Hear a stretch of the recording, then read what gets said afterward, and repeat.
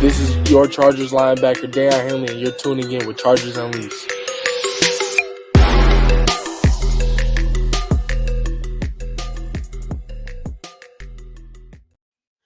Welcome to another edition of Chargers Unleashed. Jake Hefner and Dan Wolkenstein here with you from the LAFB Network.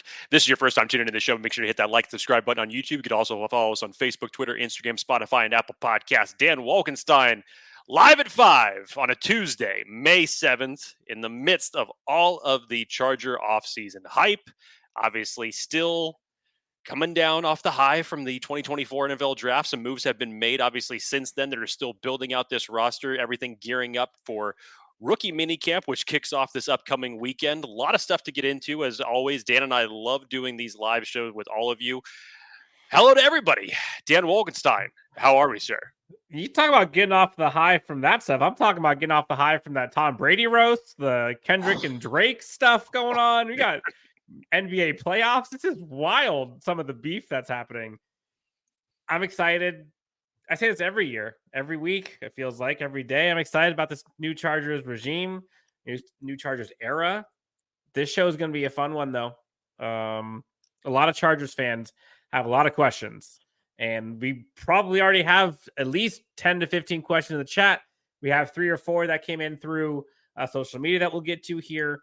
Lots of topics. But Jake, I think I'm going to play the Drake role today. I'll let you take the Kendrick role, and you can take this one away. But there's no beef. So I don't understand that type of comparison. That's bizarre.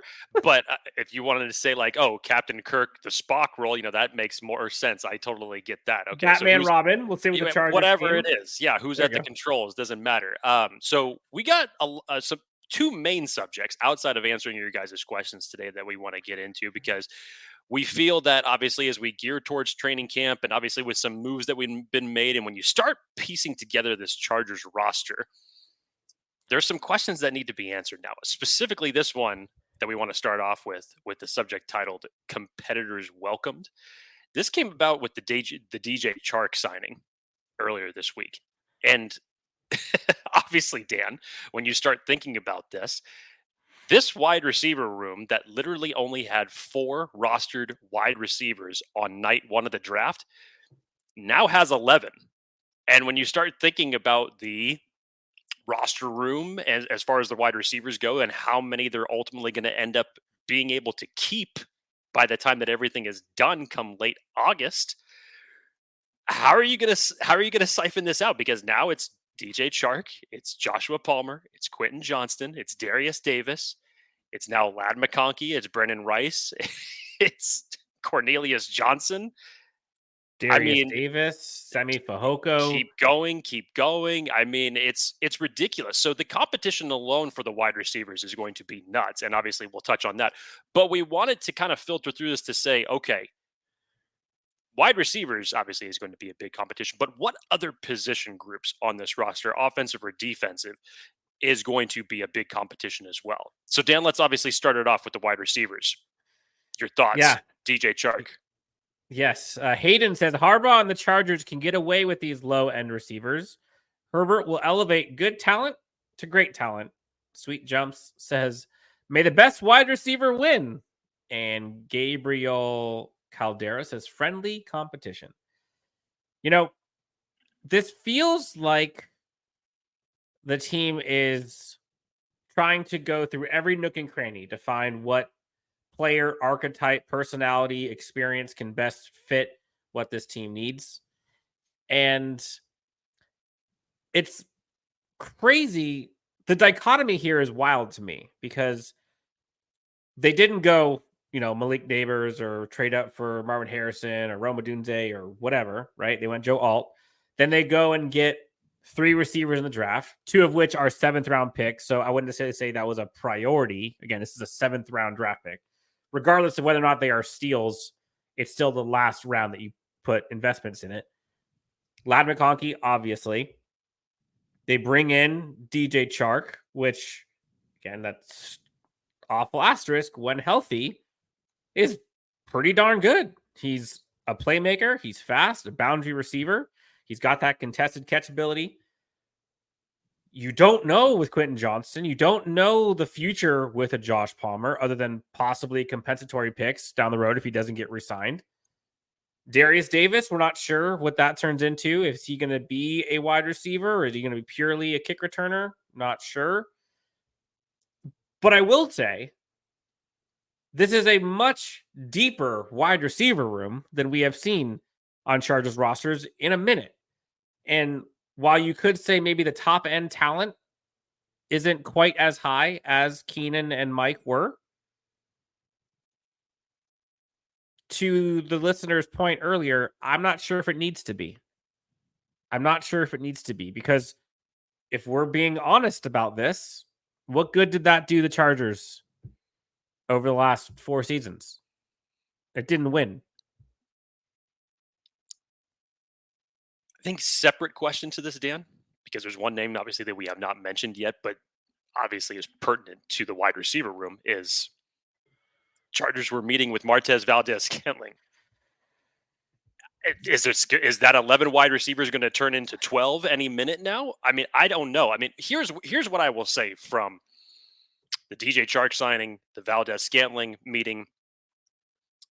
Joe Ortiz is doing exactly what he said he was going to do. He was more specific about it with the corner position when he was going through all of his pre-draft interviews and talking about roster building, because he said, we will never stop looking for good corners. In this circumstance, he hasn't stopped looking for wide receivers. But I think that is pushing his message to say, we're always looking for ways to improve the team. Something that the previous regime, unfortunately, over a decade, didn't really do during certain parts of the season.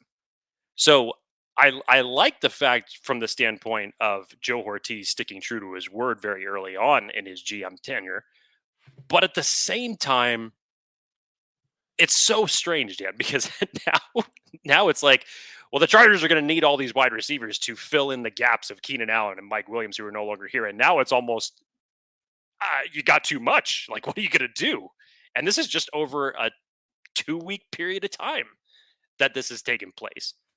So, I mean, I'm not so sure exactly what the final roster for wide receivers would ultimately look like if Valdez-Scantling is ultimately signed to this team.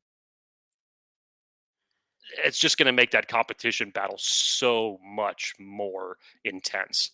Like, how do you see, well, before the MVS discussion, how do you see, which this will lead into one of the listener questions we had previously, but how do you see DJ Chark slotting in, no pun intended, to the wide receiver room right now? Like I said during our live show this past weekend, it's an interesting signing to me, just considering what the priority is going to be for the Chargers to start the game. Obviously, it's going to be run heavy. You're going to hope that you're going to find more 3rd and 4 situations than the Chargers have been lately and finding themselves in 3rd and 10 plus. Totally. So the run game is going to be the top priority here. And when you look at the wide receivers that you have on your roster pre-DJ Chark, you understood what the Ladd McConkey signing was. You understood what type of weapon he could be for you, filling that Keenan Allen role nicely. Joshua Palmer can obviously do that. He's proven it when Keenan Allen was out previously. Quentin Johnston, you're hoping for that second-year bump from him. Darius Davis, as of right now, is relegated specifically towards special teams. And now you add in Brenden Rice, Cornelius Johnson, guys that are going to come in here, guys that are going to come in here and compete. And I think for their skill sets, their mindsets, and obviously some familiarity with Jim Harbaugh as it relates to Cornelius Johnson, it fits from the blocking standpoint. And Cornelius Johnson is another guy who's basically just going to be a deep route, contested catch type of wide receiver. So for DJ Chark, really, it's, to me, if you're asking about an element that he brings, I mean, definitely the speed factor, yes, but he's basically going to be your another go route guy for you. So what is this offense really looking for? How many guys do you need that can really do that? That's what I'm trying to determine. Is what it's funny to me because so many people have all of these expectations for what this Chargers team is going to look like and the offensive scheme they're going to run underneath, a running style offense per what they've seen previously from Greg Roman. But I keep kind of going back to this. Like, we don't know what this new offense is going to look like. Nobody does. We can guess. We could guesstimate based on all the evidence we've seen. I definitely think we can count on it being a more balanced offense, but I don't necessarily think that means it's going to be less explosive. I'd argue it probably is going to be more explosive because it really wasn't explosive at all the last few years. They now have some guys who could take the top off that we've been begging for. Like Guyton wasn't that guy last year. Darius Davis could have. Quentin Johnston could have, but they both didn't for both different reasons. Ladd McConkey could definitely do that, I believe. Quentin Johnston with the right coaching, maybe. DJ Chark, if healthy, yep. That's 3 guys right there that could probably do it more than we've seen previously. And it was interesting. I was listening to the Bootleg podcast with friend of the show, Brett Coleman. And I don't know if did you check that out yet, Jake, that episode? I did not. So fill me in. He had a really cool analogy referencing teams in football, but equating it to basketball terms. And he talked about the Chargers and them really not really being a 3-point team, or excuse me, he had it as like Chargers looked to be either like a 3-point team or mid-range, but like they had no paint game. Like and equating that to like run game, short, intermediate versus like deep explosive plays. And I kind of got to thinking about it, and I was like, honestly, Chargers didn't have anything in the paint, and it didn't have anything from 3. They were relying on short mid-range the entire time. And so what I kind of think through is, who can be this team's 3-point shooter?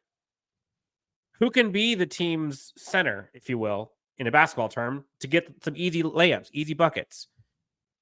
3-point shooters, they simply have not had a 3-point shooter on this team since maybe Jalen Guyton a few years back, or Tyron Johnson a few years back. When do we have one hit quick shot touchdowns?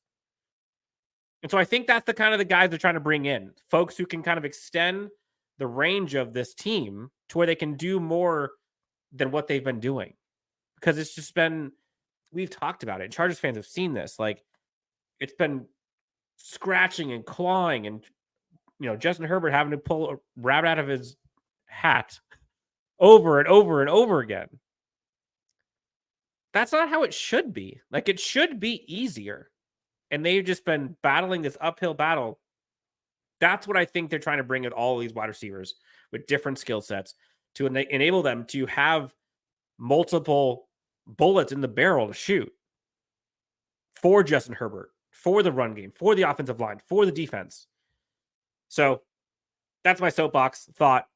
Do you see, or I guess maybe a question for you or guys in the chat, gals in the chat, if we're doing basketball analogy terms, who do you foresee, or maybe better question, who do you want to be the team's 3-point shooter? Jake, who do you think it should be? I mean, if we're talking about it in those terms, I think right now it's kind of undetermined because, like, who do you want it to be? Like, who do you think it should be? I mean, who would I want it to be? Honestly, I would want it to be Quentin Johnston, but that's a lot of remains to be seen from that circumstance. I would want it to be that because it would help solidify spending a first-round pick on him, and I would believe that after the disappointing rookie season that he would be motivated. And obviously you've seen videos of him training with Marvin Harrison Jr. in the offseason. And I'm sure as it relates to this wide receiver competition group in general, you would hope that the mindset would be there in order to take that bump to the next level. And that'll be an interesting question for later on in this show as it relates to him and some other players on this team. But yes, I would love it to be him. I'm just not so sure that it's going to end up being that. And I'm intrigued by that because of the standpoint that Jim Harbaugh was very familiar with Quentin Johnston just a couple of years ago and what Quentin Johnston did to Michigan in those playoffs. And he had a great game against Jim Harbaugh and the Wolverines in that particular year. But is that the way that you're ultimately going to deploy him? And that's one of the things that I have said on previous shows on this, because whenever Keenan Allen and Mike Williams were let go, and maybe this is where this narrative of where we got wrapped up in taking a wide receiver at 5 and who it was that was going to be on the board, and Marvin Harrison, Roma Dunze, Malik Neighbors, whatever it was. And I think we looked at that to say, like, well, you got to supplant that wide receiver of Keenan Allen because he's been wide receiver 1 for the better part of 10 years. You have to figure out a way to give Justin Herbert a number 1 guy. And that's not what I believe that Jim Harbaugh nor Joe Ortiz wants to do here. I think when you look at other teams' success at wide receivers, others have been able to do it complimentary and by committee and not necessarily have a number 1 1,000-yard wide receiver. I personally don't see that as the case for this wide receiver room, that any player or wide receiver is going to get over 1,000 yards this year. I just don't. And that's more so based on the system that's going to be run. And if they are bringing this much competition into the wide receiver room, I feel like they're going to want Justin Herbert to distribute the ball, because every time it was 3rd down, it was always 3rd and Keenan. You knew where the ball was going, how many players were going to end up covering him, and somehow Keenan would just come up with a miraculous 3rd down catch to move the chains. Here, I do not believe that this is going to be the case. I think if you continue to put yourself in 3rd and 4, 3rd and 5 type of scenarios where now you can have multiple guys just go short routes and just, go 9-9-9 down the field. And as long as you're pointing points on the board, that's obviously all that matters at the end of the day. But it's going to be just a very, very different wide receiver room. So being that 3-point shooter, I don't know that you're going to have many of those this year. I just don't. You might not. So Chris Jones, I think we got to his first part of the question. First, he said, how many wide receivers is too many? I think we got that number. On a more serious note, though, with the expectations of a lot of 2 tight end sets, how many receivers do you think that they carry, and how do you see them being deployed / kept happy? The kept happy piece and how they're deployed, I think we talked about a bit here. And that's probably one of the reasons why the Chargers did not go wide receiver at pick number 5, is because we've seen a little bit of rumblings with some of the national pundits here. Jim Harbaugh can give 2 shits what receivers want and how many catches they want and all of that stuff. Like, give me my targets. Like, that's not his MO. Like, he wants winning football teams who, what is it? Like, it's what's good for the bee is good for the hive, or vice versa. That's not him. But the question, how many wide receivers think they carry? I can't see them keeping more than 6. Yeah, I don't see that either. I think traditionally, obviously, the Chargers have kept 4 tight ends over the past couple of years, 5 wide receivers. I think the last time that they kept 6, I think, was 2020. I think that was the last time that they carried 6 on their roster. So it's been some time. But I don't see, with all this competition that you're bringing in by rookie class who was already here on the roster and now free agents, I don't think that there's any way that you can keep less than 6. I was going to say, like, maybe 7, and maybe that tight end room is thin. I don't know. The Darius Davis one's the wild card, to be honest. Not that he's going to get cut, but because of the emphasis on the return game now on kickoffs. Yeah, I don't see Darius Davis I don't think being a candidate at all. If that was ever in consideration, I'm sure that Ryan Ficken would have definitely some words to say about that. So I don't see that at all. Yeah, I think if I had to guess right now, again, I just don't see the MVS thing happening personally, but I could be wrong. Quentin, Ladd, Palmer, Davis, that's 4. It's going to be between, and obviously Chark is 5. And then it's probably going to be between Cornelius and Brenden. To 6. I think that's 6. That's your 6 right now. MVS does the whole thing out the window, and I have no idea. A couple of fun thoughts here. Let's get some of these questions, Jake, because we're going to not have enough time to get through these. Maybe convert a wide receiver to DB like he did Sanders still. So, not that they would, but the fun question, if there was a receiver that you can convert to DB, which one would it be? Not that it's the most realistic, but which would you think would be the best one to do it? very interesting question. I already got my answer. I think I know.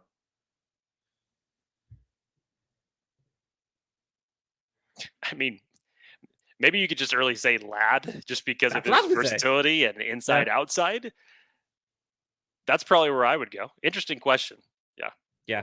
Atir, I have a question for Jake about wide receiver. Will Ladd McConkey torch Jesse Minter's defense in training camp? I believe he will. What does Jake think? Let's go. I mean, look, Ladd McConkey has the educated feet.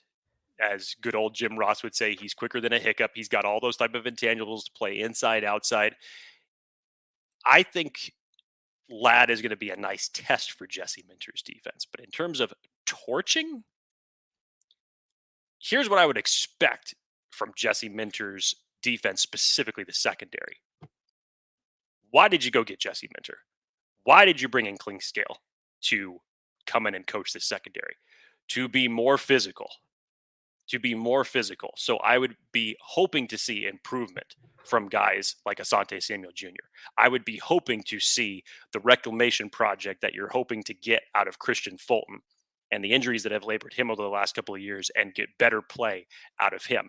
I would be hoping that after the Tarheeb Still draft pick, that Jasir Taylor would see that as competition and know that he needs to step up for the slot role. I would hope from the standpoint that Cam Hart being brought into this, given his physical capabilities, is going to give Dean Leonard a run for his money. So I would actually expect this secondary group to play more physical. Obviously, I would expect them to see more press coverage. So Ladd, I know, is intriguing, and trust me, Ladd's going to get his wins. There's no doubt about that.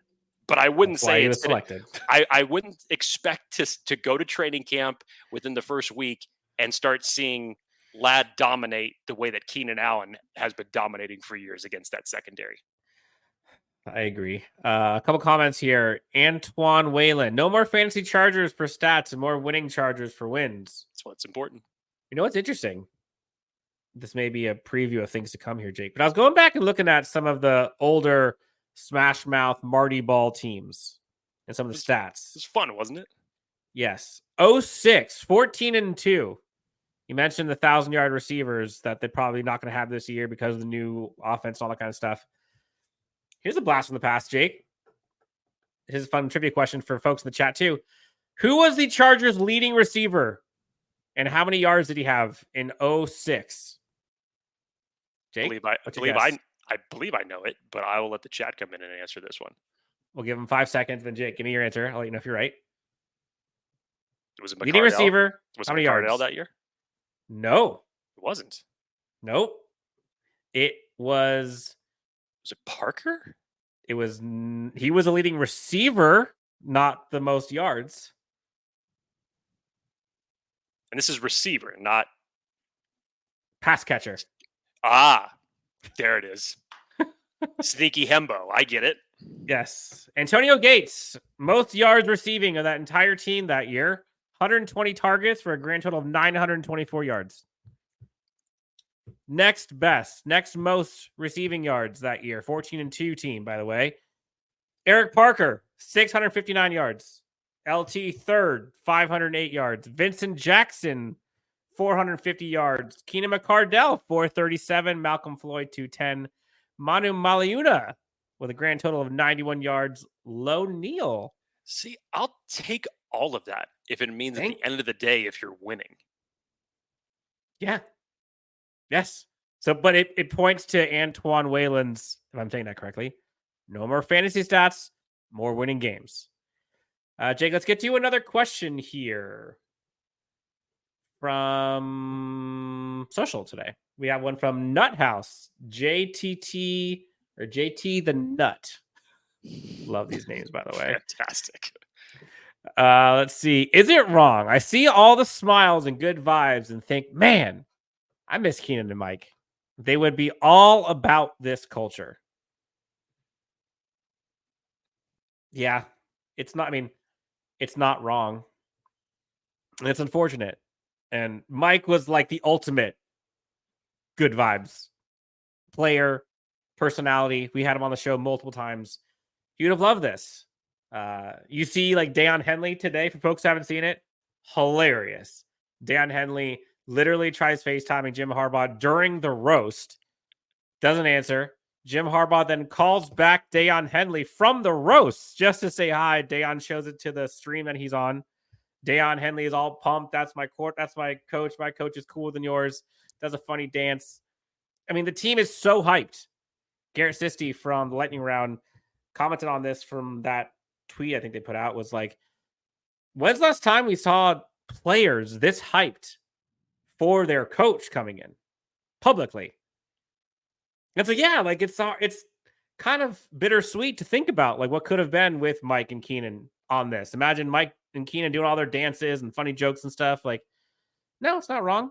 Like that's what happens. Like things change, and that's one of the downsides of it. Last one. Let's get to the. No, that's not the right one. There we go. Mark S put in a question here, Jake, for the two of us. Considering the style of smash mouth football that Harbaugh wants to play and the current style of NFL rules, will the Chargers be overly flagged for our aggressive style of play? Honestly, I don't think that that's something that they are worrying about at all.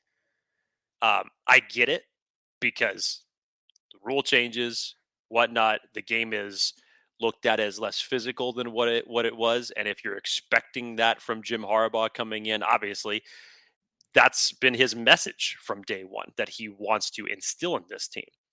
But honestly, I do not think that that is something that he is worrying about at all.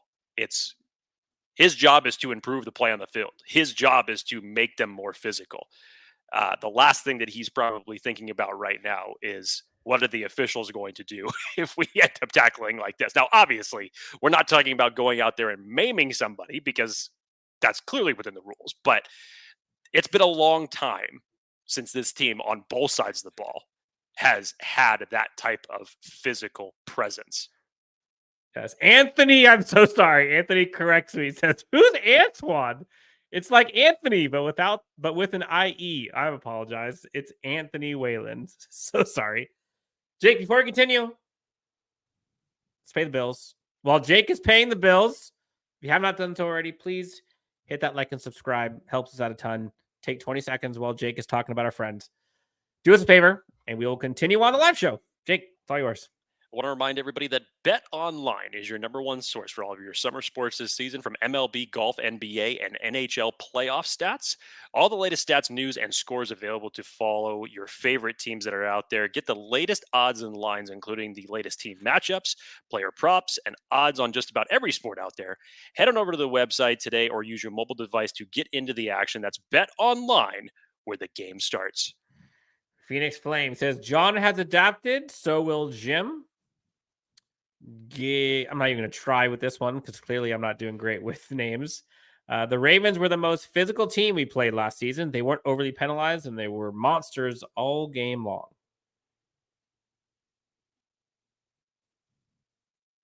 Don't worry about the laundry that's going to be thrown on the field. Just go out there and play.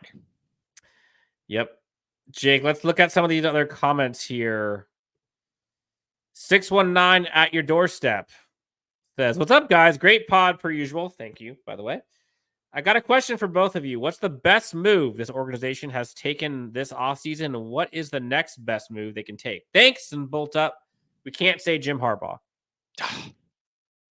Because that trickles everything. Low hanging fruit. Okay, fine. Okay.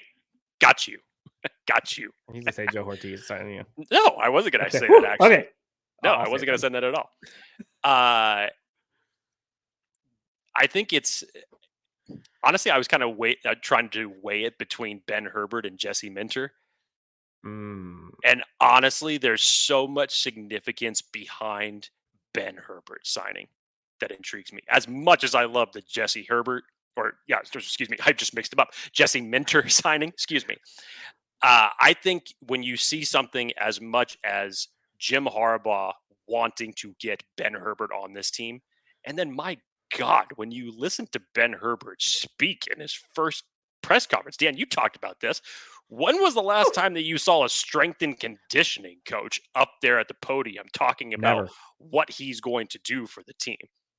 I mean, my God, I went to go work out after that press conference because I was like, dude, I just had a workout this morning, but I need to do it again because I immediately morally just feel out of shape after listening to that. Like I am an what was the quote? Like, I want to make these guys so they don't break or whatever it was. It's not about breaking you down. It's about making you harder to break. That's what it was. Okay. Like I felt like an unmotivated son of a bitch just listening to Ben Herbert. So I needed to go out and get some work done. So for me, yeah, I think collectively, just based off of everything that has taken place with the Chargers as it relates to the injury bug, unfortunately, Ben Herbert has to be one of the biggest, best moves that they have done. Yeah, I'll go with the other one then. I think Jesse Minter. That was, you and I talked about it at the time.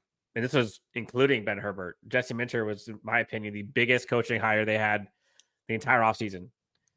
One, because of how great he is and how great that defense is. And now you add Junior Colson to that same defense here and all that stuff. But how prolific the defense was and the stark difference between how bad the defense has been here in LA and for Justin Herbert.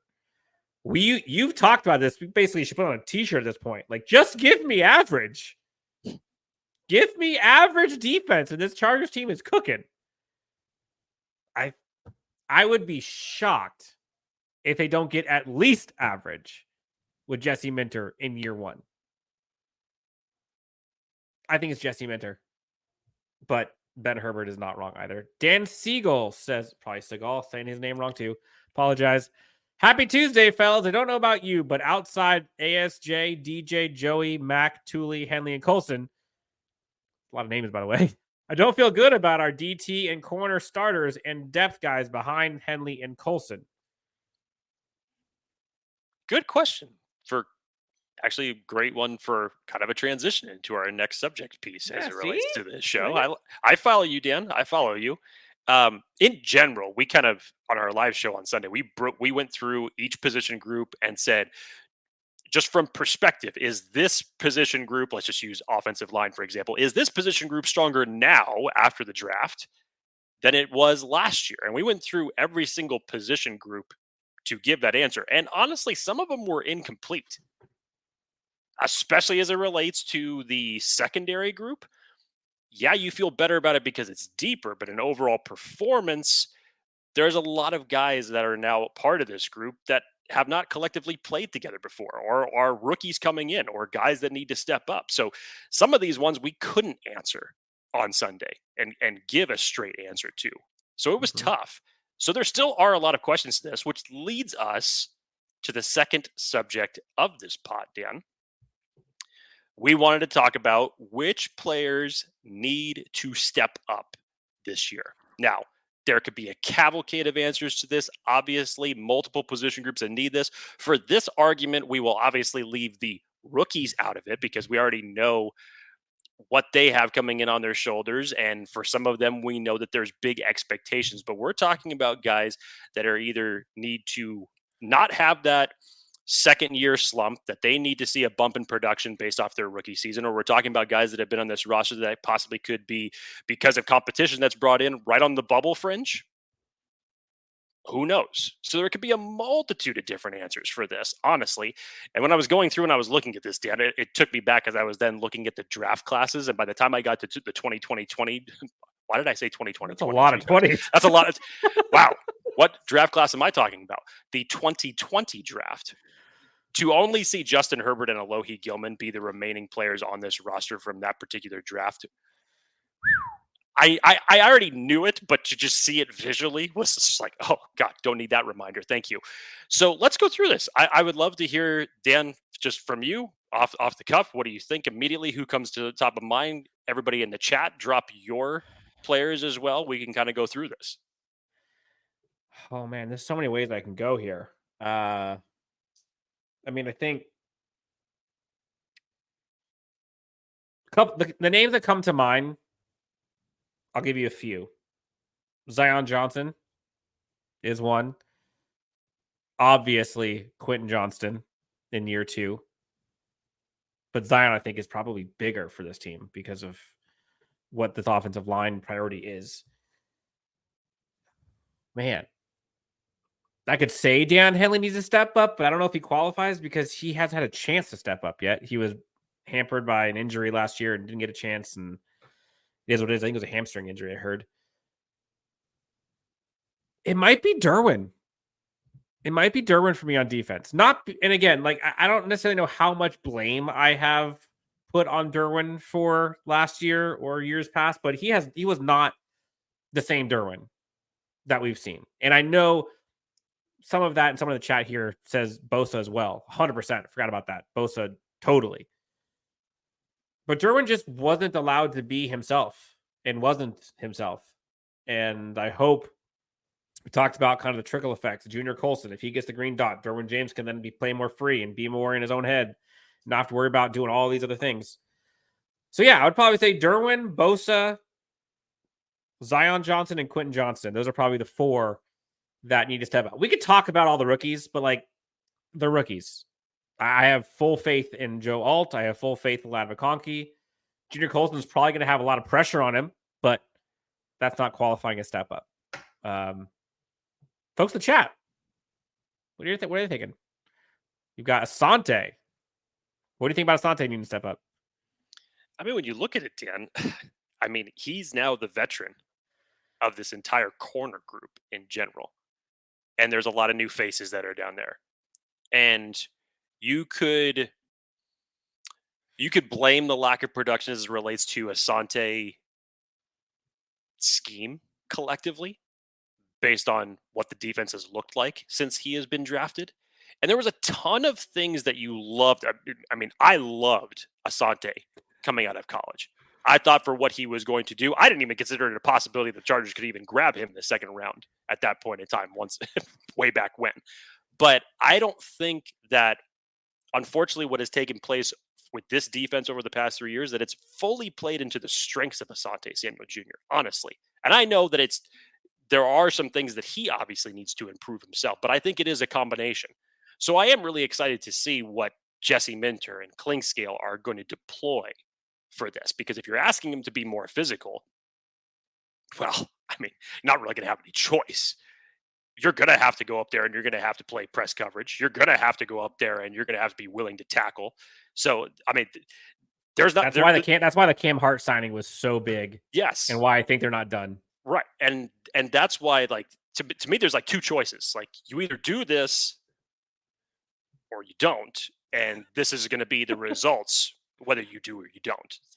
You know, I don't think it's going to be as versatile or exotic necessarily as what Brandon Staley was trying to deploy. I think it's going to be more simplified, but it's going to yield better results ultimately for Asante and the rest of this cornerback group. So yeah, Asante is definitely up there, also considering that he's coming into a contract year for himself. So I would definitely hope that he has that on top of mind. Other guys, obviously, with Joey Bosa, yeah, you would say that from the standpoint that he's coming back off of injury, and this trifecta of Joey Bosa, Khalil Mack, and Tuli, you were hoping you were going to see that for a long time last year, unfortunately, and you didn't. It was for a very limited time. I'm excited to see the bounce back from him, specifically because Jesse Minter had said pre-free agency that he wanted to get a chance to coach all 3 of them together. So I'm excited to see you take that with what Jesse Minter has in store for it. I think there's a good chance that you can get better production out of Bosa for this season. And look, in terms of what will happen beyond this season, we don't know as it relates to Khalil Mack and Joey Bosa, but probably from much in the case of it was for Keenan Allen and Mike Williams, this may be the last year that you end up having this trifecta together, which is okay for the Chargers, especially if you're looking for your edge duo of the future, because the 2025 class, specifically as it relates to the edge rushers, is deep. So you can find one, but you would just hope in terms for this defense overall that if Joey Bosa and Khalil Mack and Tuli can succeed together as a unit, that it's going to better the rest of this defense for sure. Yeah. It's going to be big. And Joey Bosa, this is the problem. And this is, I think, why I'm glad someone brought his name up, because I 100% agree. Joey Bosa is making a ton of money, even with the pay cut that he took.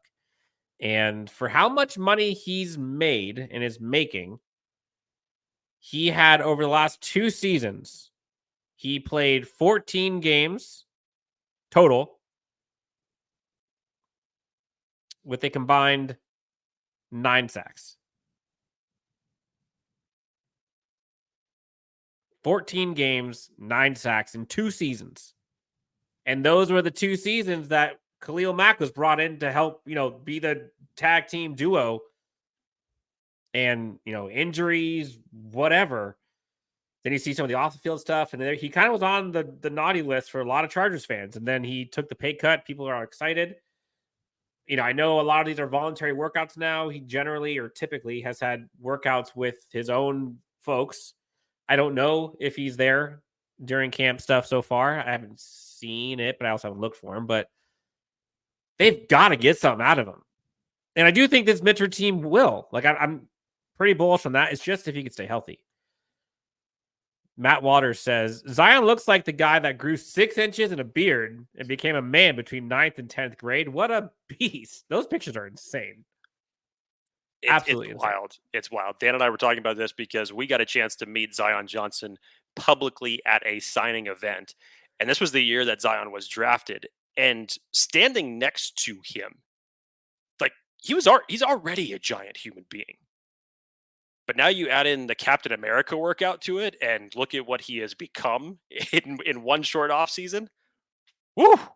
You talk about a guy that's motivated. If we're talking about guys that need to step up their game, you could based on last year's production, because Zion was sliding from the right side to the left side, which was his more natural position that he had played throughout in college.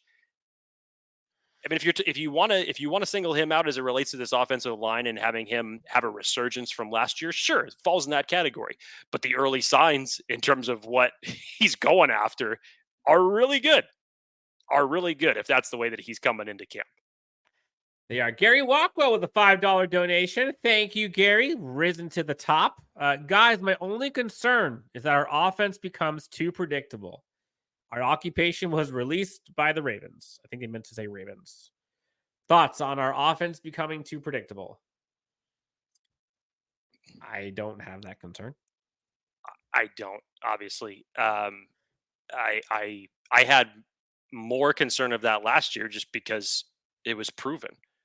Week in and week out, offensively and defensively, the team did not adapt, wasn't capable of doing that. And that was for a variety of different reasons. Unfortunately, whenever they tried something new, it just always felt like it was way too late. And hence your results of seeing Justin Herbert not being able to finish the season due to injury. Hence this defense just getting gashed one way or another. And I felt like it was easy, honestly, for teams to prep for the Chargers. And I hate to say that, but I honestly felt like it was. Because you knew coming in that this Chargers team did not run the football, which is wild to say considering the running output that this Chargers put up in week 1 of last year against the Miami Dolphins. I've never seen such a drop-off like that and that big of a tease ever. No. So when you can't run the ball, defensively, you already know what it is that you're going to do. And it's easy to stop an offense, and when your offense is continually going 3 and out and your defense is out there huffing and puffing and getting tired all the time, it's hard to cover those wide receivers, and points are being put up, and you're having to play catch up every single week. That was unfortunately predictable, and I think that's why this fan base was so frustrated, and that ultimately ended up being the demise that you now see the new regime in place. Yeah. There's a couple of people asking about Mark Trestman's role on the team. Phoenix Flame says, I agree. Great pod, guys. Thank you, by the way. What will Mark Trestman's role be on the team? Also, can't wait to see the Herbie duo in action. Jim Harbaugh. I think that's what he means. Oh, sorry. Ben Herbert. Justin Herbert. My apologies. Mark Trestman, senior offensive assistant. I don't know what his role is, other than officially, but one of the things that you and I have talked about that I think is a huge benefit is the brain trust that they have built here with the Chargers and this coaching staff. And the experience that these guys have. I mean, Mark Trestman's been in the league for 30 something years. I mean, he's been with a bunch of players, both the NFL and teams in the NFL. He's been the CFL. But look at some of these names, Jake. Like you talked about Steve Klinksdale, you talked about Ryan Ficken, who are both great. Obviously, Jim Harbaugh, Jesse Minter, Greg Roman, Chris O'Leary, Chris Gold, Sanjay Lal, Shane Day, Mike Devlin, Navarro Bowman, Nick Hardwick, Rick Minter. Jesse Minter's dad is on this team now. Like, there's a bunch of guys on this team. Andy Bischoff, you see here. This is a lot of brain trust. And I think why that matters is Jim Harbaugh talked about he listens to the experts and he lets the experts make the decisions. That's who he's brought in. And so having group think sometimes can help eliminate and weed out some of the crazy that sometimes people suggest, but also can bring in some fun ideas and refreshing ideas for the group to think about. So I'm not sure his role specifically, but the fact that he's bringing that experience and that perspective along with the whole rest of the crew, there's no way it's a bad thing. The only thing bad is the amount of money that's being spent, but Chargers fans and the players and the coaches, like that's a great thing for them. So who cares? I mean, look, it's hard to find a team in recent memory that had more turnover from the coaching standpoint than the Chargers.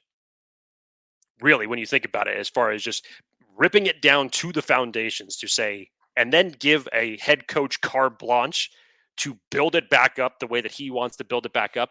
Dan, I kind of felt like very similarly, and you isolate the hirings of Nick Hardwick and Navarro Bowman into that.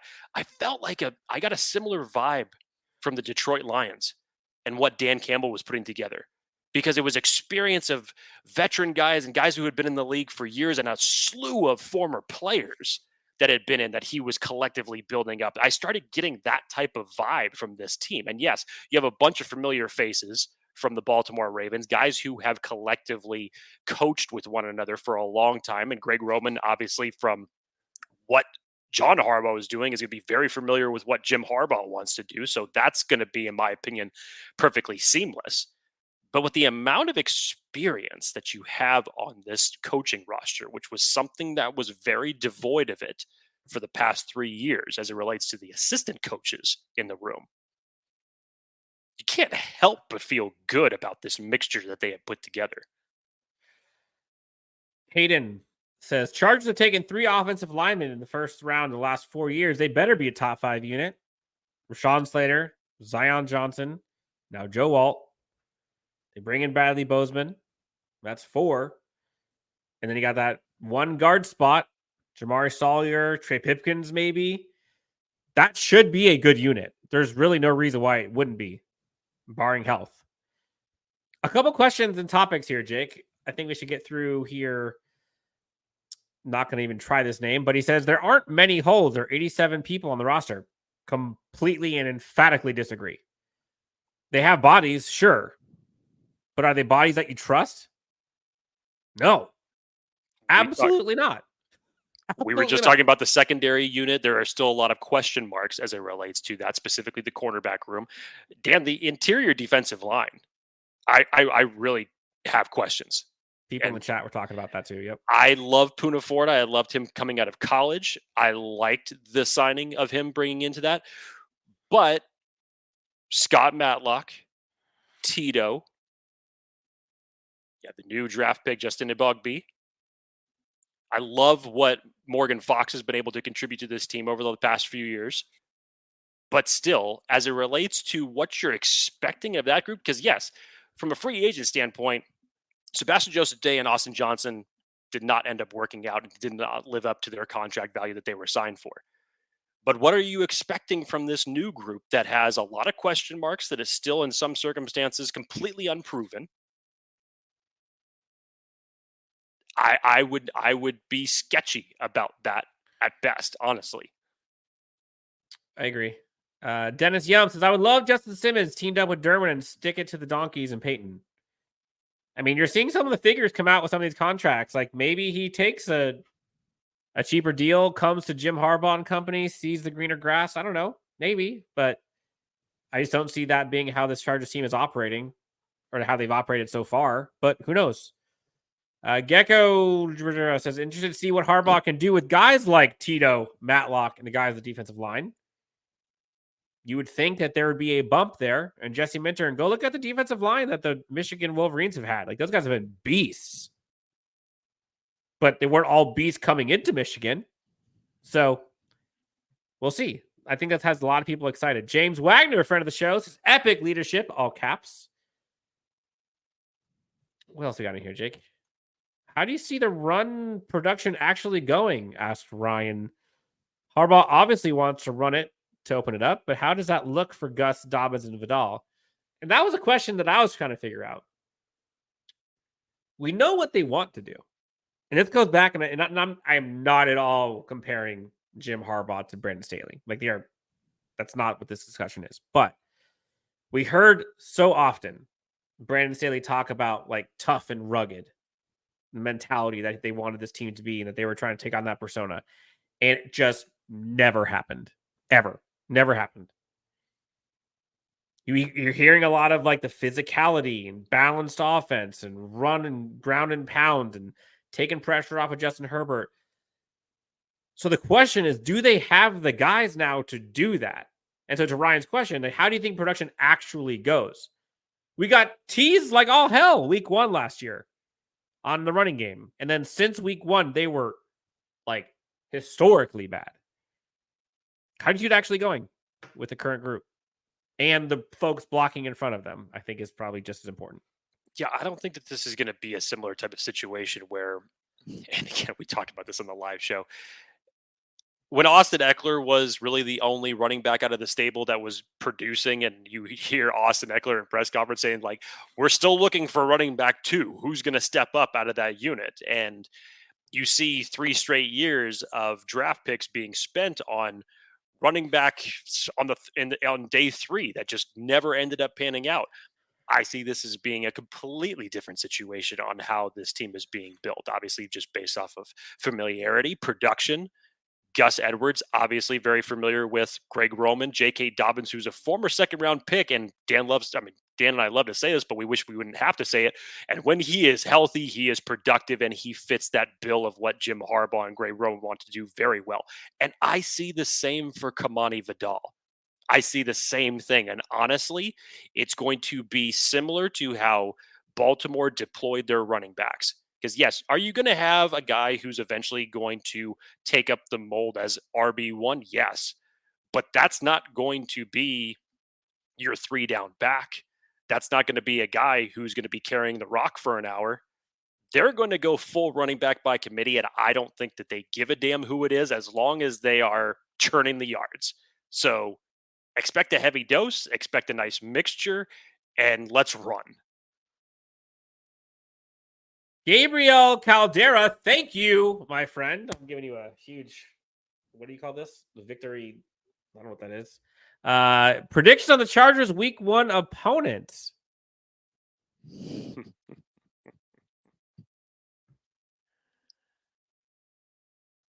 Chargers versus Chiefs. Screw it. Screw it. Yes, you're going to be celebrating their second consecutive Super Bowl, what have you. It's most likely, obviously, it would be in Kansas City under those circumstances. Screw it. Get it out of the way, because someone wants, I would hope that there's, collectively as a team, I'm sure that they're sick and tired of seeing the better part of a decade belong to their division rivals now. Screw it. Go for the jugular, and even if you don't win, you're going to figure some things out about your team that you're going to hopefully course correct. Now, luckily for the Chargers, as it stands for the strength of schedule, they're tied for like 24th in strength of schedule. So they have a very favorable schedule throughout the 2024 season. But screw it, Dan. Give me the champions. Let's go. predictions. My first thought was Chiefs-Ravens. Those were the two that I was battling between. Both of those would be box office. I think they're going to want to keep some of those for prime time. So I'm going to hold out on that. My prediction, I'm looking at the schedule now. They have, not the schedule, but the opponents. They have Raiders, Ravens, Bengals, Saints, Bucks, Titans. Cardinals would be fun going up against Marvin Harrison Jr. Steelers would be good. But I'm gonna predict it's the Raiders. I think it's gonna be the Raiders, which going up against former GM Tom Telesco, a lot of former Chargers players we've talked about. Like every time Chargers Raiders play, it's always a great game, except for week whatever that was, and they got blown out like 1,000,000-4. Otherwise, it's been pretty good. HH4 ask over under on alt pancakes on Mad Max. Control alt deletes on Mad Max. Jake, how many do you got this year? On pancakes, I mean, come on, guys. Look, I'm all for how Joe Alt is going to improve this offensive line. But you're now talking about a rookie coming into this season and going up against one of the fiercest defensive players in the game. So as far as pancaking, look, I'm not saying I don't want to see it. I'm not saying that it can't happen. I love pancakes. I love pancakes. Triple, quadruple stacked, it doesn't matter. I love that. But would you rather, okay, question, would you rather have a bunch of like the silver dollar pancakes or like the fat ones? No, get like one or two. Take me to International House of Pancakes, dude. And let's go. You are a cheap date. Okay. IHOP? No, hang on. No. I'm not talking about IHOP. I'm talking about the International Pancake House. I'm not talking about IHOP. Okay. Yes. International House of Pancakes. House. Yeah. A lot of people get those confused. But okay. Hell, even if it is a cheap date, hell with that. I'm getting a lot of pancakes. Food. It's also pancakes. It's pancakes. It's good. They got bananas and everything like that put on them. I'm down. HH4 says Harbaugh has intangibles you just can't find. True leadership. Dennis Yum asks, what Staley guys worked out for the Chargers? SJD, JC Jackson, Austin Johnson, Kendricks, all trash. Let's go through the list. SJD didn't work out. JC Jackson didn't work out. Austin Johnson didn't work out. Eric Kendricks, I wouldn't say he didn't work out. Eric Kendricks was fine. But again, if we're being honest, there were guys that were brought in that were good. Cameron Dicker was brought in by him. So was Khalil Mack brought in by him. Bryce Callahan was brought in by him. Kyle Van Noy was brought in by him. So let's be real here and just be accurate. Hayden says they definitely do have the guys. The roster turnover says it all. Do you think they have the guys to do what they're wanting to do right now? Right now. Look, because we haven't seen the finished product on the field, it's hard to accurately say that. But I think you can. I don't think they do. I wasn't going to say that either. But it's hard to say that they have the guys. I mean, yes, you know that they want to run the ball. I think you could feel better from the standpoint of they got deeper at critical situations. I think that they definitely improved their run blocking as it relates to what they did in the tight end room. It definitely is not going to look like the way it was over the past couple of years. It's going to be very different in terms of how they're deployed. Wide receiver, like we said, you started off night one of the draft with 4 wide receivers. You currently now have 11 on the roster, but you haven't even seen this group play together. And 3 of them are rookies coming out of this. So you could say in certain circumstances, I feel better about the linebacker group. I feel better about the potential of Daiyan Henley and what he can do athletically at that spot. And obviously with Junior Colson coming in, as Dan has talked about many times since, he may be the guy who's going to start off with the green dot because he is going to be so familiar with this defense on day one when he walks in. I do feel a little bit better about the secondary depth, but overall, the impact of it, that remains to be seen. So there still are a bunch of question marks as it relates to how the roster is being built out. But like I had opened the show with, I love what I'm seeing from Joe Ortiz early on to make these certain type of moves, even if it means for the standpoint of the DJ Chark and overloading the wide receiver room. I think in general, it's speaking to the message that he started off by saying, I'm always going to be looking for ways to improve this roster. It does not stop after free agency. It does not stop after the draft. It does not even stop during the season. as this question pointed out, 87 guys on the roster. That means that there's 3 potential spots that you could fill after preseason is done right before week 1 to try to add to this roster, which the Chargers should very well keep their eyes open for. Yep. This pancake thing's taken off, Jake. Real quick, is there a possibility we trade or cut Darius Davis and have Vidal? I think it's pronounced Vidal. I'm not sure. Kick return, punt return. No. I don't see that either. I don't see it. I don't see either one of those things happening.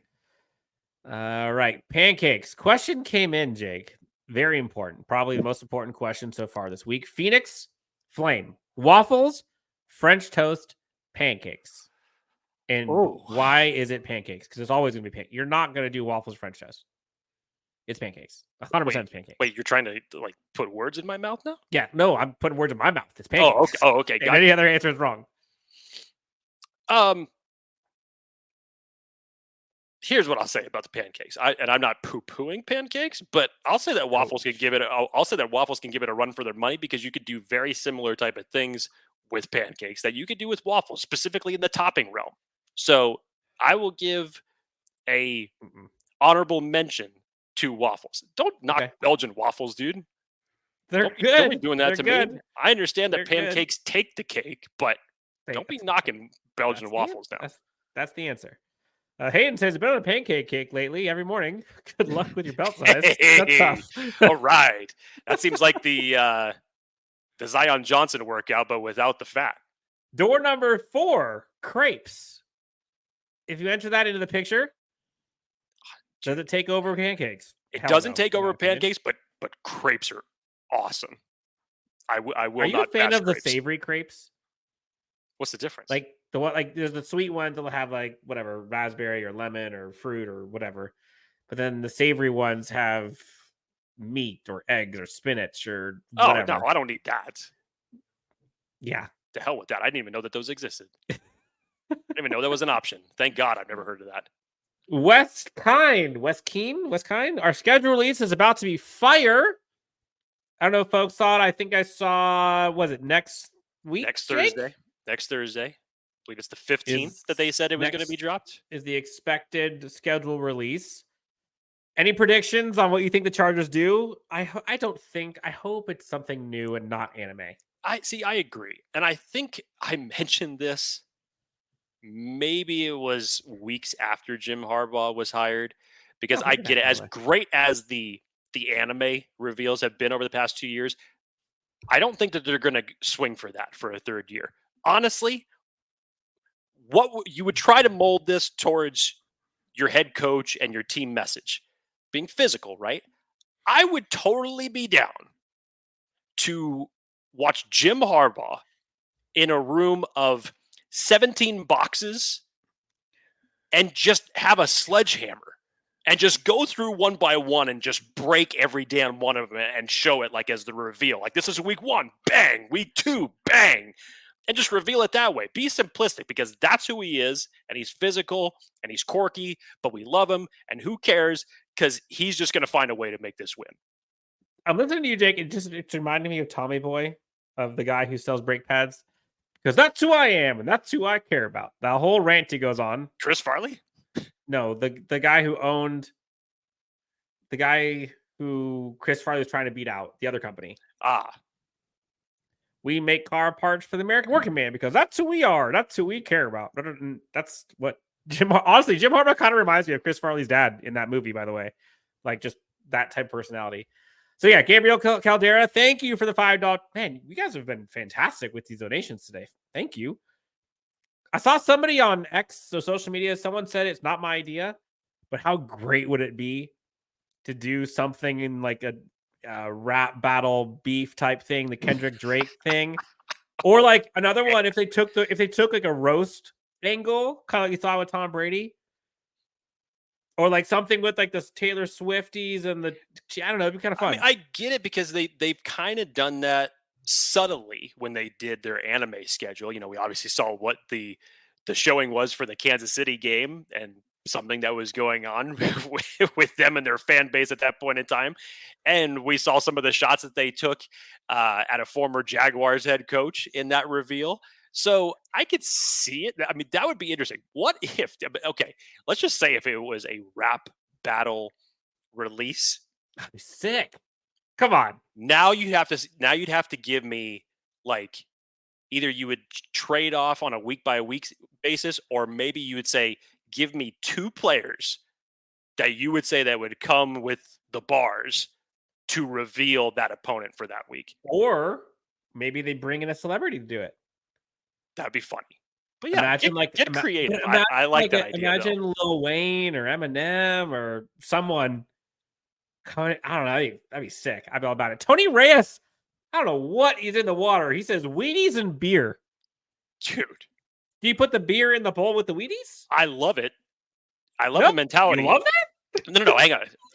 I love the mentality because I know exactly where he's going for. What are you talking about, dude? It's like the same thing that any wrestler that you were a fan of would tell you. It's like, I'm going to chew nails and I'm going to do this. It's just like, yeah, I feel you, dude. Show your testosterone. I got you. Show your what? You heard me. Flex, dude. I'm all about it. It may not your testosterone. You heard me. Don't try to put words in my mouth. But flex, dude. I got you. It may not be kind to your waistline, but you do you. Oh man, we were completely off the rails here. 7 minutes until we're out of here. Last chance. Put your questions and comments. I'll try to go rapid fire while I wipe my tears of laughter. Tay Jackson says, will Jim Harbaugh bring a championship to the city before the Lakers? Good question. Ooh. Who would get a championship first? Chargers or Lakers? Hell, put the Clippers in there too. It's a good question. It's a very good question. I guess that would probably hinder on whether or not LeBron would return to the Lakers next year. Or what they add to that squad. Or honestly, what they add to it. We still don't even know who the head coach of the Lakers is going to be up until this point. But I don't know. It's hard. It's just have it be LeBron at this point. Yeah, just have him play all 5. It's the same thing anyway. See what happens, right? James Wagner, is there a new helmet actually coming? I've seen rumblings, or I guess asks, of a Chargers new jersey or helmet combo type thing. I think they can now have 3 helmets. So could be. I've been on record. I want like the dark midnight blue one, the navy. That'd be sick. HH4 says the Harbaugh era is going to be so satisfying. Brad, out of left field, bang, bang, bang. I'm not sure what that's about. I think that was my reference to having Jim Harbaugh on the schedule release video. Your excuse to flex your biceps. Cool. See, a cheer says Dan and Jake, bold prediction. Gus Edwards will be averaging 127 yards a game first 6 weeks, 13 total touchdowns, Chargers 5-1. I mean, Gus Edwards 127 yards by himself? I would rather see Gus Edwards at 62 yards, J.K. Dobbins at 54, Kimani Vidal at 38, and maybe you get one or 2 touchdowns out of that group, and the Chargers end up winning 28-14. I'll take that. Yeah, I would too. Did we dodge a bullet with neighbors? Asks the chat. I don't know. I know I heard Matt Money Smith talk about the guy who he'd rather have a Joe Alt and, you know, the personality and what he looked like after he got off the bus or out of the whatever van in New York. I don't know.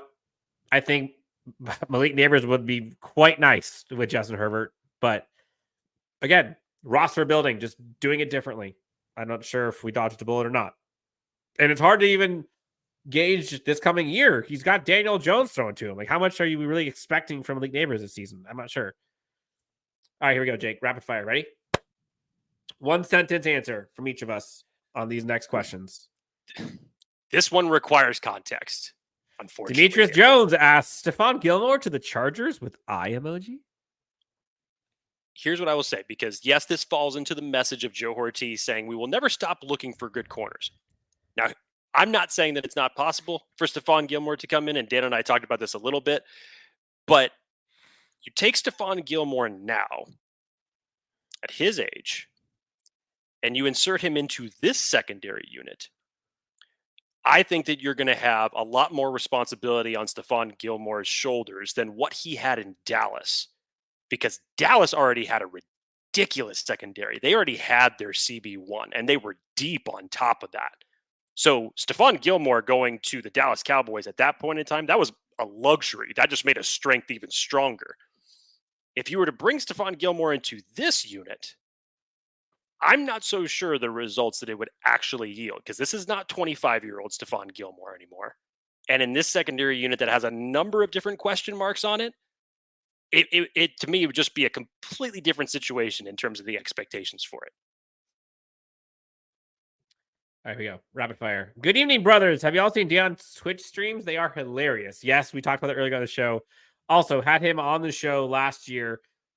Honestly, he may have been the funniest and biggest personality we've ever had on the show. Like, that dude is so funny. He was hilarious. And also, we'll talk about this on a different episode, not the time. The potential of a Daiyan Henley Junior Colson linebacker duo is just sensational. Those two fit so well with Jesse Minter's type defense, like with each other. Got Navarro Bowman coaching him up. We got him standing on tables for Junior Colson. Like, we'll talk about that more later. Honestly, have y'all noticed that Jim Harbaugh has tripled every Chargers podcaster's subscribers? That's the Harbaugh effect. It's definitely helped us. I wouldn't say tripled, but I would say that it's definitely hit a home run for the fan base in terms of the excitement. When you look at what the last 10 years of head coaching unfortunately hasn't produced, this is the best coach that you have gotten since Marty Schottenheimer, and one that's been established, one that's been a Super Bowl, and one who has found success every single place that he has gone. So the home run vibes deserve to be in the Chargers fan base right now. I agree.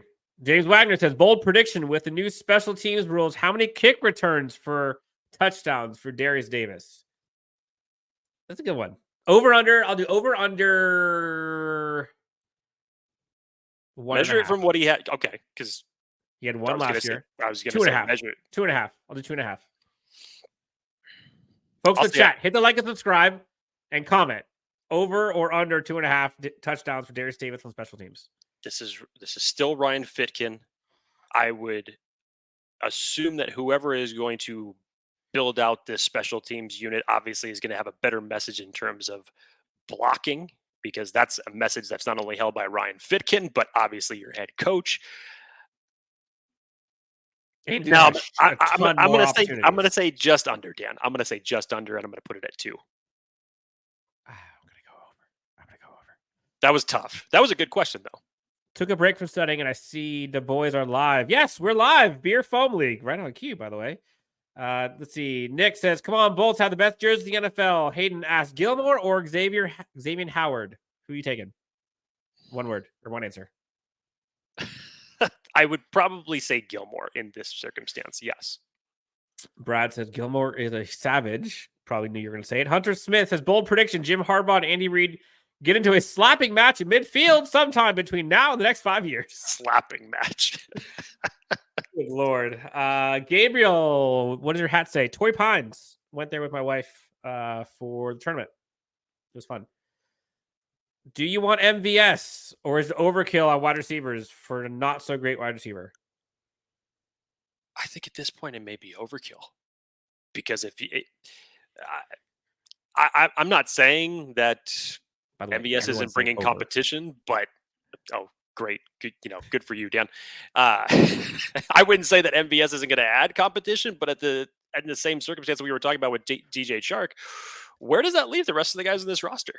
Honestly, why did they draft him? Why did they select him? I mean, we thought about the possibility way back when, once upon a time, when, because of the salary cap reasons, that Mike Williams and Keenan Allen, for those specific reasons, were not going to be on this roster. Now you're telling me that you would possibly be in a world where, what would you do? Let go of Joshua Palmer? I don't think so, when he's basically the one remaining wide receiver out of this group that has the most experience with this team. And Justin Herbert has connections with, yeah. Yes, that would just add way too many questions to me, honestly. You bring in 12 wide receivers for a competition that obviously you're going to have to whittle that down to 6. That's tough. Yep. All right. Last few questions here. What are the needs on defense, Jake? I'll take this one. I think it's corner. I think it's interior defensive line, and I think it's edge. Those are the 3 spots I could see. Corner being the top one. I think they're bringing a veteran. Joe Fernandez. Hey, you guys. Bunch of party hats. Love that. What's your deal? Over under. Oh, over under on how many touchdowns Darius Davis got. Was that what it was? I think so. I I hope had so. no idea. James Wagner asked, any gems in UDFAs standing out yet? Yes, absolutely. Good answer. Next question. No, go ahead. No, there's actually a few that I really like early. Obviously, Akeem Dent, I think, from the safety position. There's still a lot of competition to be had behind Derwin James and Alohi Gilman right now. And from what I've seen, obviously, you're still adding that Florida State pipeline in there as well. Michael Mason, we were talking about the interior defensive line earlier out of Coastal Carolina. Obviously very familiar with one Gerard Clark. I think he could push for some extra playing time. The edge 4 competition for who's going to give Chris Rump a run for his money this year, I think is definitely open. There is a few. Honestly, I look at it right now and I see 4 or 5 that could make a nice competition to make the final roster. A couple of important questions here to round this out. What clip number do you use on Manscaped? My God. I'm going to leave that one for Chargers Unleashed After Dark. There you go. When we drop that show, I'll let you know. Right on cue. Perfect. What are they going to do with Woods? Competition. That's too good. Let's see. Haven't you guys seen the Pete Carroll Harbaugh talk back in the day? What's your deal? Oh, thank you. Yes, I forgot that part. What's your deal? When Pete Carroll, Jim Harbaugh met midfield, had the altercation. Slap each other. So that kind of got ahead of my head here. I apologize. Had the altercation. Yes. Jake, anything else? We went through a ton here today. Thank you, by the way, to all the comments and questions. You guys pulled through. You guys have been awesome. Anything we missed that you wanted to discuss, Jake? We went through the competitions, different rooms, different players that had to step up, all the fan listener questions. I guess the last question here, but Jake, the floor is yours before we get to the question. I mean, I was just going to say the competition as it relates just in general. First of all, I think that the front office and coaching staff has done what they needed to do to bring in players in order to feed competition at certain positions. Now, obviously, the roster's not done. I think there are still moves that will be made over the next several weeks. But in terms of where we were, you could say pre-free agency, post-free agency, what this roster was going to look like, which took us into the draft. And now where it currently stands, you have to tip your cap. I mean, they brought in a lot. Look, did we ever think that we'd be having a competition now about, the Chargers are going to have too many wide receivers? Just 2 weeks ago. You'd rather have too many than too few, that's for sure. No, so I definitely give kudos to Joe Ortiz and Jim Harbaugh for what they're trying to do in terms of what they said they were going to do and building competition, because for too long, this Chargers roster has been top heavy and you need to widen the depth that is behind your starters. And I think that they're making their best effort to do that. Okay. I'm with you. Last 2 questions, round this out, Jake. Here we go. Ready? How do you think he handles preseason games, Jim Harbaugh? Playing starters or not? Oh, this is a good one. Because I'm trying to remember when he was in San Francisco, if he just, I have no idea. Hit the F it button and still played as starters, because now, you're only looking at 3 games instead of 4 of what it used to be.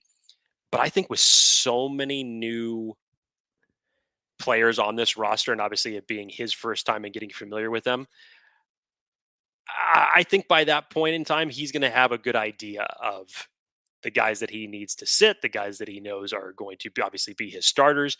And with the competition that we've been talking about, give them every opportunity to fight it out for 3 games to see who ultimately makes the final cut. Last one here.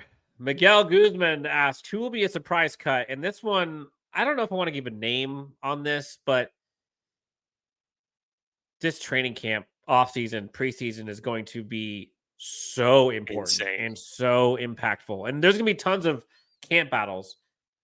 But what makes this, I think, ratchet it up a bit, in my opinion, is because Jim Harbaugh doesn't really have any emotional ties to these players, doesn't have an investment into, they weren't his selections, they weren't his free agents, they weren't like, he's looking to bring in the best for this team.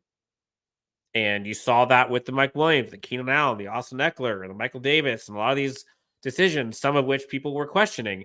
He didn't care. You saw the Joe Alt thing versus Blake Neighbors. He didn't care.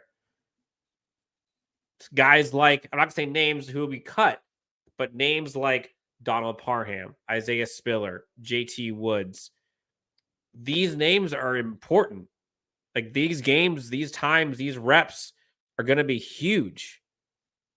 Guys, I'm not saying they're going to cut Quentin Johnston, but this is a massive offseason for him and a big time to step up. So I don't know who's going to be a surprise cut. Jake, do you have one that you would put your chest out for right now? I said Donald Parham possibly before, but I don't know if this isn't meant to be disrespectful to Donald Parham, but that tight end room is huge. I don't know if that would be a surprise cut given the roster. Maybe it's looked at as a surprise cut considering what your tight end room looked like a year ago, because it was built more from pass catchers than it was for run blockers. And then because of what you have, are the Chargers traditionally, they've kept 4 in the previous years, where maybe you only keep 3 this year. I still think, just from the standpoint, okay, you have Hayden Hurst, you have Will Dissly, and you have Donald Parham and Stone Smart to round it out. I don't know what type of mixture, if all, because if you take that and you'd say, yeah, Hayden Hurst and Donald Parham are your best 2 options in terms of pass catchers go. But it still could be looked at as a surprise because we know what Donald Parham can do when he's healthy. Unfortunately, he was just underutilized and not healthy over the past couple of years. Yeah. Fitness says a good point. Any player on a non-rookie contract that isn't getting paid much are likely candidates. Isn't getting paid much. Not sure. Chris Rumpf was another name someone put on here. Big offseason for him too. This training camp, phase 1, or I guess now it's phase 2, phase 3. This is huge. Super big. Jake, we're gonna round this out. Probably your favorite time of year already, talking by Hayden. Lots of good tight ends in next year's draft. Jake already pounded the table for that Michigan kid. Tight end 1. A lot of people should, as it makes so much sense. If we're putting the lines out right now, just like we did for this year's draft, we put it at 1.5 over under for Michigan players to be drafted by Jim Harbaugh. He ended up taking 2. Thankfully, he did it with the last selection in the draft. Had to be stressing, dude. Had to be stressing. But I mean, my God, more so on the defensive side, does Michigan have some studs coming out next year? But yes, tight ends, Colston Loveland, who has already been put in Dane Brugler's mock draft for the Chargers to select next year, makes a ton of sense from the Chargers standpoint in terms of where the weaknesses possibly could be, where you could build out some extra depth. 2 days after the draft was over, I was already digging into 2025 film, and I have not stopped since. And my wife has been asking me, what in the hell is wrong with you? The 2024 draft just ended. What are you doing? I mean, I echo the same questions that she has. I've asked those questions. It's never too early, Wolkenstein. Don't tell me that. I know. Bolt fam, you are the best. We love you. We have a ton of exciting things coming. Stay tuned. We have some special guests, multiple. I think we have 3 or 4 in the next 8 days, I believe, coming up. So this should be fun. Jake, anything else? Folks in the chat, seriously, you're the best. Thank you for all the likes, subscribes, feedback, comments, all that jazz. Jake, parting words. This has been great. This off season has been tremendous for obvious reasons. But Dan and I absolutely love coming on here and doing these live shows with everybody. It gets the pulse of everybody. We love answering these type of questions. And obviously there is much reason to be hyped up about this team right now, even from the standpoint that they have not collectively taken a snap together. We understand why everybody is super excited. We're right there with you.